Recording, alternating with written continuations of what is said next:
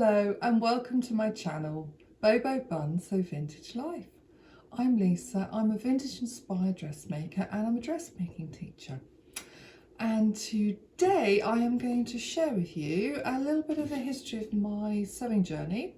I thought that might be interesting for other people, wondering, how I learned what I did, plotting it against their own I don't know, I hate the word journey, I was trying to think of another word, but you know what I mean.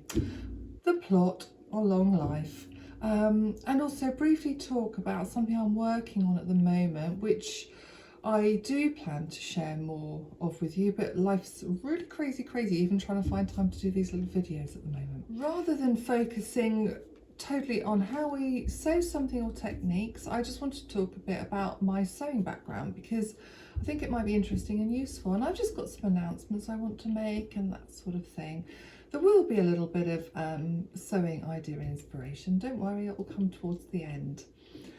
So in major news, I have been freelancing as a sewing teacher for two different places. One, a fabric shop, and then with COVID all the classes stopped, but I continued for a social enterprise freelancing. So it's classes that I design, I run, they literally handle the bookings and inquiries. But the reality of that is they also take quite a sizable cut, and sometimes they get more than I get paid. Sometimes they get less, it just depends how the numbers work out. But I was getting increasingly frustrated were run, and I've long wanted to do it myself.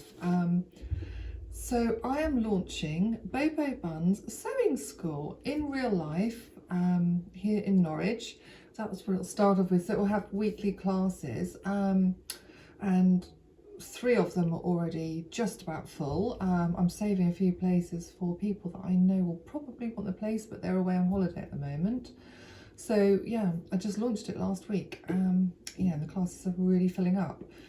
So I'm just working out some of my commitment to the company I work for, and then I will be going freestyle with my own. So it's something I've wanted to do for a heck of a long time. Pre-COVID, I was setting it up. I'd started to plan workshops around the country as well, and spaces were booked, and then all got kiboshed. So yeah, I've just waited to see how things will plan out, built up my clientele again. And so now seems a good time, and I decided, the autumn term was when I was going to launch it. I'm teaching all through this summer, but I just thought September, new term, that's the time to do it.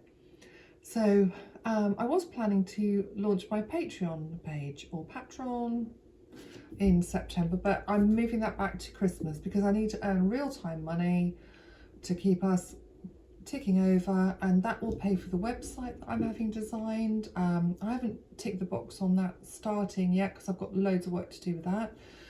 I had a very exciting chat with the web designer, so lots of ideas, and then we will build up to having an e-commerce site hopefully in a year, as money starts to come in, because it's not cheap. I decided to go for a web designer. Advice from various friends was like, do what you're good at. You're a dressmaker. You will be spending months, if not a year or more, trying to design a website for yourself, which is precious time that you should be using with your creativity. A dear friend of mine said, you are basically just a fireball of creative ideas and there's not enough hours in your day. So she's got me onto online food shopping, which comes on a Tuesday morning now, because she said stop wasting time going and buying food. And yeah, get people to do the things that are just going to be a nightmare for you or too time consuming. So that's what I'm doing. So all these plans came to fruition. I've been writing courses, terms and conditions, just so much stuff, emailing out to people, handling bookings, and it's going really well at the moment. I've got some really good places that will do some promotion for me. And send business my way, because it's always getting the newbies on, the beginners, and feeding them into the classes. And obviously we love to teach beginners because that's getting people at the start of their sewing journey and igniting that passion in them.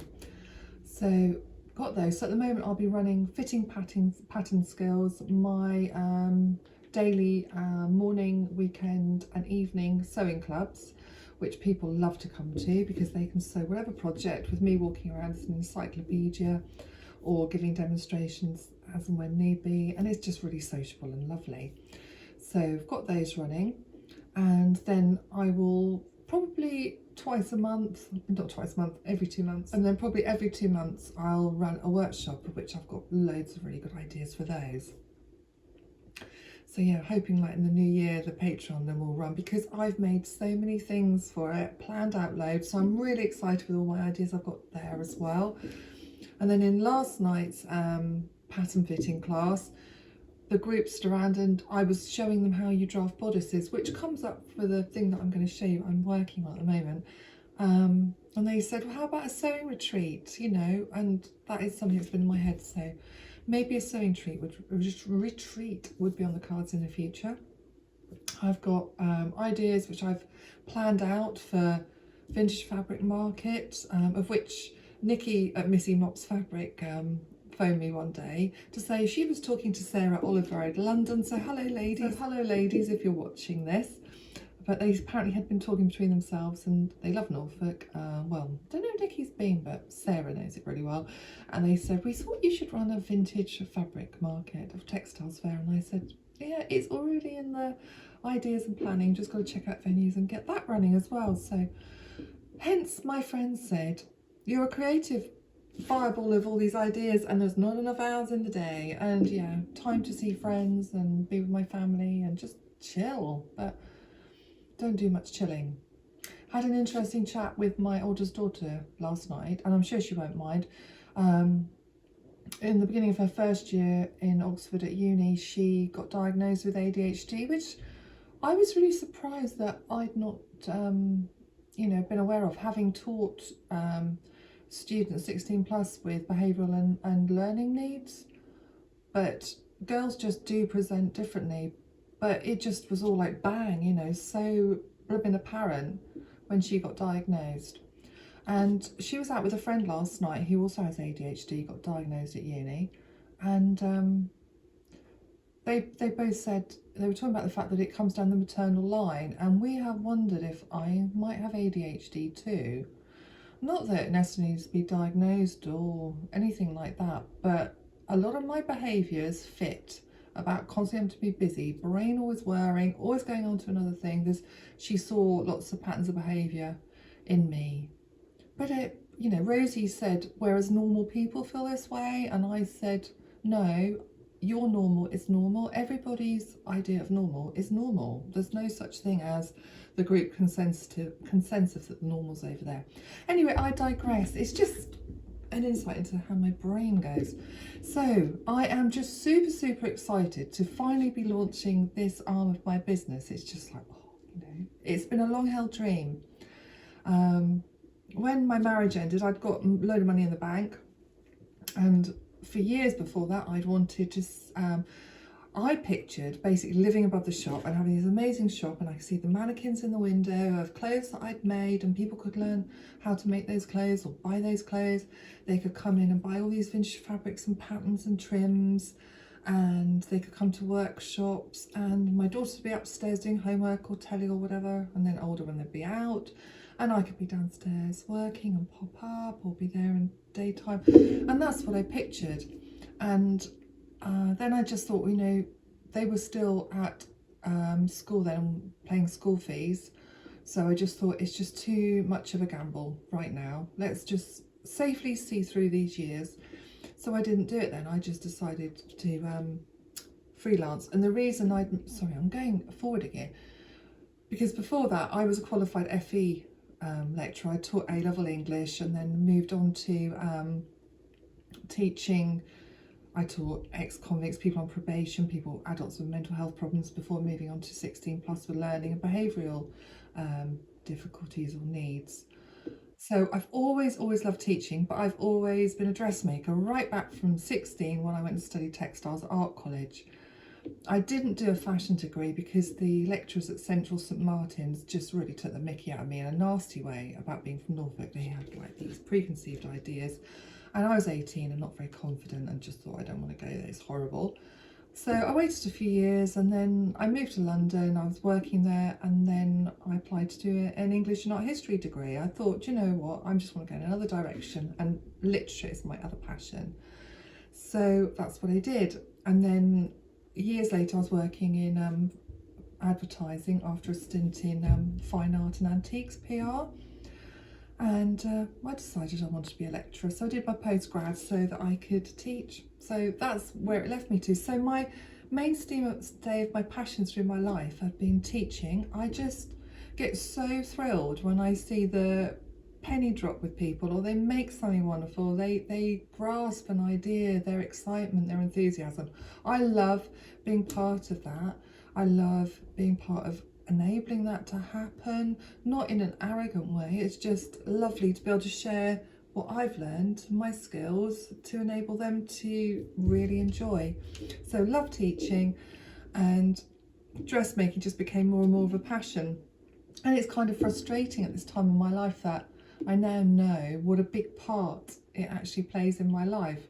So I think, God, wouldn't it have been great to have done that fashion degree? But hey ho, I've taught myself all the skills that I need. You know, I've got so far through being self-taught, which I think can really help other people, because I'll be coming at it from a totally different angle, and maybe the angle that relates to somebody else who's learning for themselves. So yeah, and I learned in the days when there was no YouTube and all of that. You just had to work it out by doing. So yeah, these last few years of the old, I was gonna say the old microwave, you know, the old ether, where you can find out all this stuff, is just like incredible.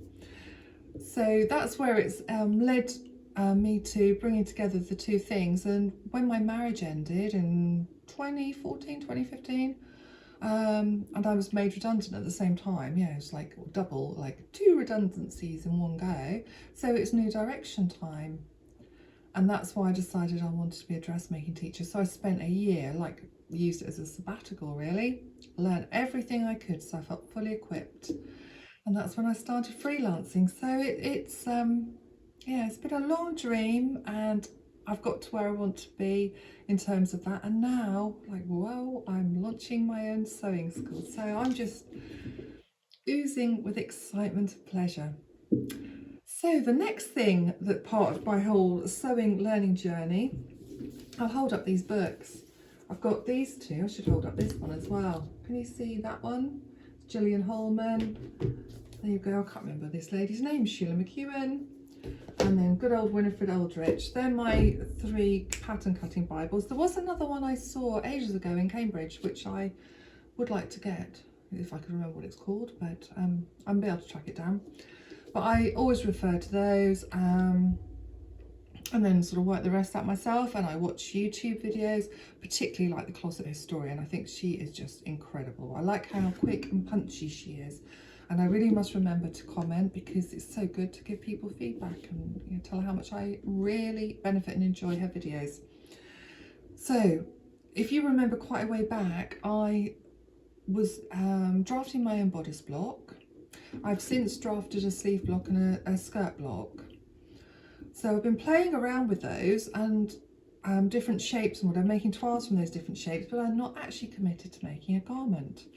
Now I've got this fabric that's been released by Fabric Godmother on Monday, on the 1st of August, which I'm not allowed to show you till then. I think I did show another video, but I'm not really meant to show. But it's called Joni, and, you know, thinking Joni Mitchell 70s, and I've long wanted to make the Vampire's Wife dress, as I told you in my last video. Showed you some images in that one as well. So I set to drafting my own.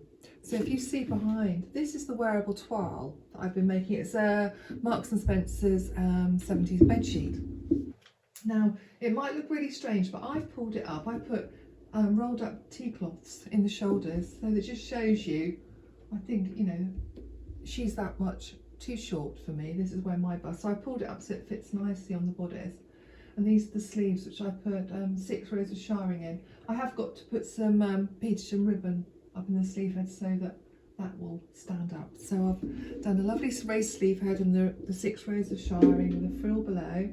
and it's an A-line skirt, and it's got one row of frill flounce on the bottom. It's a longer skirt, and then I'm laying another frill flounce above that. So that's gonna be my first vampire's wife dress. But this is the best bit. I put the bodice, well, I put it on with the sleeves yesterday, and my love was here. He was at home yesterday, and I ran around the house going, I'm a fucking genius. I was like, you know, I'm sorry, but toot toot, blow your own bloody horn, because I was just so made up that I'd actually drafted this pattern, and I'd done the fitting tweaks, and it just fits me like a glove. So I can't wait. Hopefully I'll yeah, pop this on and I'll be able to show you a picture of what it looks like. Oh, I'm just like, whoa, I actually did that. So it just shows constant learning. There's so much to learn and do, and then I'll be able to share all of these skills with people in my classes, won't I? So it's really, really exciting. So yes, I'm going to be doing it in the Jenny, which is a viscose lawn. It's very, very translucent, you know, very see-through. So I'm underlining it, which is being a bit of a pain because it's quite a mobile fabric. So I'm underlining it, but not the sleeves. So I've got to work on that, and it's a really tight schedule. All last week I was doing all business planning and emailing and stuff, so there wasn't a moment to spare around teaching.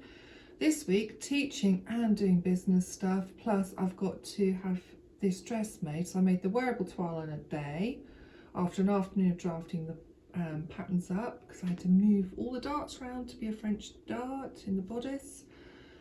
And I thought I'd have more time today to get further ahead with the dress. I mean, I've really got till Wednesday, which is like tomorrow, to get this dress made, and then I've got a window where I can get it photographed to have it all sent off to them, because I'm working Saturday and Sunday, because I've got a workshop on Sunday and working most of Saturday.